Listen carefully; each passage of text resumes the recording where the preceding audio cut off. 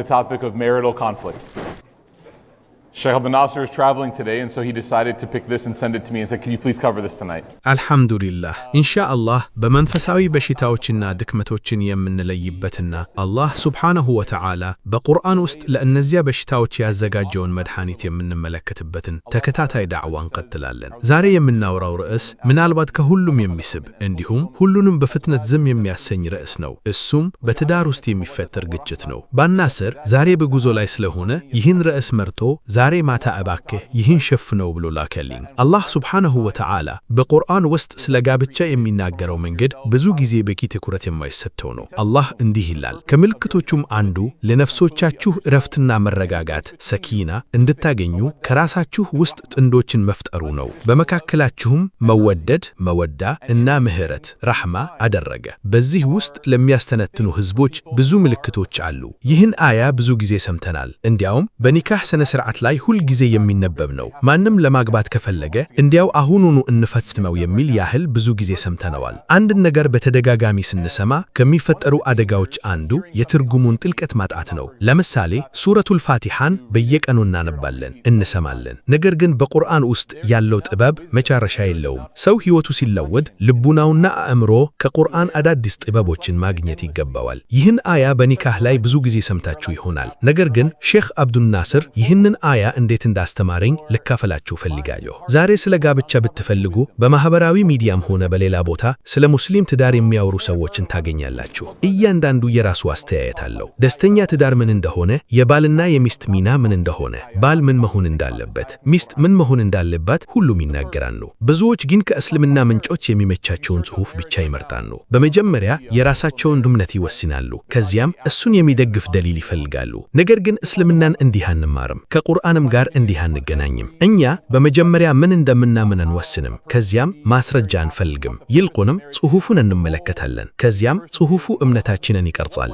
ይህ ለአላህ መገዛት ማለት ነው። ለአላህ የሚገዛ ሰው ወደ ቁርአን በቀድሞ ውሳኔ አይመጣም። ክፍት ልብ ይዞ ይመጣል፣ በእውነት እንዲሞላ ዝግጁ ሆኖ። አላህ መጀመሪያ ከምልክቶቼ መካከል ይላል። አላህ አያ ወይም አያት የሚለውን ቃል ሲጠቀም በቁርአን ያሉ አንቀጾችን ብቻ ሳይሆን በዓለም ውስጥ ያሉ ምልክቶቹንም ይጠቅሳል። ተፍሲር ሊቃውንት የሚናገሩት ነገር አንዱ አላህ አንድን ነገር አያ ብሎ ከጠራው ከፍተኛ ክብርና አክብሮት ይገባዋል የሚለው ነው። ስለዚህ ጋብቻ ጨዋታ አይደለም፣ የሚጫወቱበት ነገር አይደለም። በእርሱ ሌላውን ለመቆጣጠር ወይም ለመበላሸት የሚጠቀሙበት መሳሪያ አይደለም። እርሱ ከአላህ ሱብሓነሁ ወተዓላ የመጣ መለኮታዊ ስጦታ ነው። እንደ ቁርአን አያቶች በስህተት እንደማናነባቸው እንደማንተዋቸው የአላህ ሌሎች ምልክቶችም እንዲሁ መከበር አለባቸው። ሰማያት፣ ምድር፣ ተራሮች፣ ከዋክብት እና ሌሎች የፍጥረት ተአምራት እንደ አላህ ምልክቶች ሁሉ የጋብቻ ተቋምም እንዲሁ ከነዚህ ምልክቶች አንዱ ነው። ከዚህ መሰረት ከጀመርንን መልካም ትዳር ምን እንደሆነ ወይም ደስታ የሌለበት ትዳር ምን ያመጣል የሚለው ውይይት ፈጽሞ የተለየ አቅጣጫ ይይዛል። ምክንያቱም ከእንግዲህ ወዲህ የኔ ማሰበው ወይም ያንተ ማሰበው አይሆንም። አላህ በዚህ ተቋም ላይ ምን አዘዘ የሚል ይሆናል። ከዚያም አላህ ለእናንተ ፈጠረ ይላል። ይህም ጋብቻ ስጦታ እንደሆነ ያሳያል። የሚያመሰግኑት ነው፣ ሽክም አይደለም። እንደ ይህ እንዴት ደረሰብኝ ብሎ የሚታይ ነገር አይደለም። ነቢዩ ሰለላሁ ዐለይሂ ወሰለም ስለ ሚስቶቻቸው ሲናገሩ በሕይወታቸው ያላቸውን ተጽዕኖ እንደ ስጦታ ይገልጹ ነበር። ስጦታ ሲደርስህ የቆየህ ቢሆን ሌሎች ዋጋ ቢሰጡትም ለአንተ ውድ ከሆነ ትጠብቀዋለህ፣ ታከብረዋለህ። እንዲሁም የትዳር አገረካህ ከአላህ ሱብሓነሁ ወተዓላ የተሰጠህ ስጦታ ነው። ግንኙነት የሚፈርሰው ይህንን እይታ ስናጣ ነው። ስጦታ ብለን ሳናየው እርግማን ብለን ስንመለከተው በረከት ሳይሆን ሽክም ሲመስለን ነው። አላህ ስለ ነቢዩ ሰለላሁ ዐለይሂ ወሰለም ሲናገርን ከእናንተ መካከል መልእክተኛ መጣላችሁ ይላል። ይህ ማለት እርሱ እንደናንተ ነው፣ ልትረዱትና ልትረዱት ይገባል ማለት ነው። በትዳርም እንዲሁ ነው። ብዙ ጊዜ ይህ ሰው ፈጽሞ አይረዳኝም፣ እሷ ፈጽሞ አትረዳኝም እንላለን። ከዚህ አስተሳሰብ ከጀመርን ግን ግንኙነቱ ጥሩ አይሆንም። አላህ ከዚያ የጋብቻውን እውነተኛ ዓላማ ይገልጻል። ብዙ ሰዎች ቤተሰብ ለመመስረት፣ ልጆችን ለማሳደግ፣ ማህበረሰብን ለመጠበቅ ይላሉ። እነዚህ ሁሉ ቢኖሩም አላህ ግን በግልጽ ቃል ይናገራል። የጋብቻ ዓላማ ሰኪና ነው፣ ለነፍሳችሁ እረፍትና መረጋጋት እንዲሆን። ይህን ሰኪና እንዴት እናገኛለን? አላህ ሁለት ነገሮችን ጠቀሰ። ሀብት አላለም፣ ውበት አላለም፣ ሌሎች የሚጠቅሱትን ሁሉ አልጠቀሰም። መጀመሪያ መወዳ ነው። ይህ በዘመናዊ ባህል እንደምናየው ፍቅር አይደለም። እውነተኛ ፍቅር በመስዋዕትነት ይገለጣል። የምትወደው ሰው ደስተኛ እንዲሆን ራስህን መስዋዕት አድርግ ማለት ነው። ልጆችን ወደ ትምህርት ማድረስ፣ ሌሊት በህመም ሲነቁ መነሳት፣ መድኃኒት ለመግዛት መሄድ፣ እነዚህ በራሳቸው ደስ የሚያሰኙ ሥራዎች አይደሉም። ነገር ግን ፍቅር ሲኖር እነዚህን ማድረግ ደስታ ይሆናል። ራሱን ብቻ የሚያስብ ሰው ይህን ፍቅር ሊያገኝ አይችልም።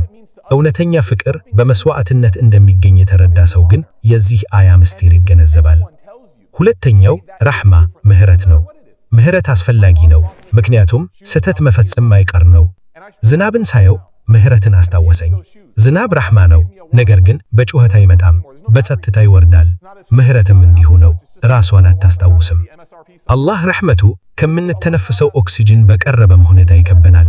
አላህ ቢፈልግ በየሰከንዱ አላህ አመስግነህ እንዲል ሊያደርግ ይችል ነበር። ነገር ግን ምህረቱን በውበትና በጸጋ ያሳያል።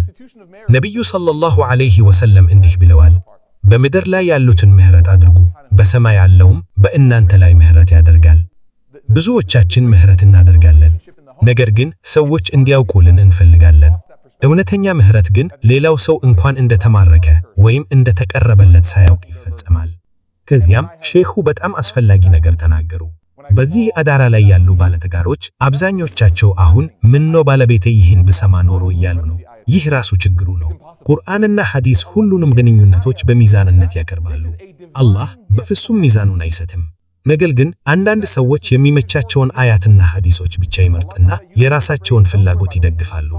እነዚህን ዳዕዋዎች ስንሰማ መልእክቱን ለሌላ ሰው ከመላክ በላይ እኛ መተግበር አለብን። አንድ ሰው እንዲቅርታ የሚያደርገው ፈጣኑ መንገድ አንተ ቀድመህ ይቅርታ መጠየቅ ነው። አንድ ሰው እንደጎዳህ ለሚያውቀው የሚረዳውም አንተ ቀድመህ እሱ ስለጎዳህ ይቅርታ መጠየቅ ነው። እንርጉድ ግንኙነት ጥፋት ካደረግ አንዳንድ ጊዜ ቂምን በልባችን እንይዛለን፣ ስሜታዊ እስረኛ እናደርጋለን። ነገር ግን አላህ ሱብሓነሁ ወተዓላ ይህ መወዳም አይደለም ምህረትም አይደለም ይላል። ነፍሳችንን ከትለን የአላህን መምሪያ በተቃራኒው የሄድን ቁጥር በትዳራችን ውስጥ ከባድ ችግር እናገኛለን። አላህ ግንኙነቶቻችንን ይጠብቅ። በመጨረሻም አላህ ይህ ሁሉ ለሚያስተነትኑ ሰዎች ምልክት ነው በማለት ያጠናቅቃል። የተሳካ ትዳር ከሚኖረው ሰው ባህሪያት አንዱ አስተዋይ መሆን ነው። ከመናገርህ በፊት አስብ፣ ከመወሰንህ በፊት አስተንትን። እንደ ሁለት ጊዜ ለካ አንድ ጊዜ ቁረት የሚባለው ሁለት ጊዜ አስብ፣ አንድ ጊዜ ተናገር። እነዚህን ሁሉ በጥልቀት ስታስብ የተሳካ ትዳር ለሚኖረው በጣም ቅልሚ ሁሉንም ዘመን የሚሻገር መምሪህ በዚህ አንድ አያ ውስጥ እንዳለ ታገኛለህ።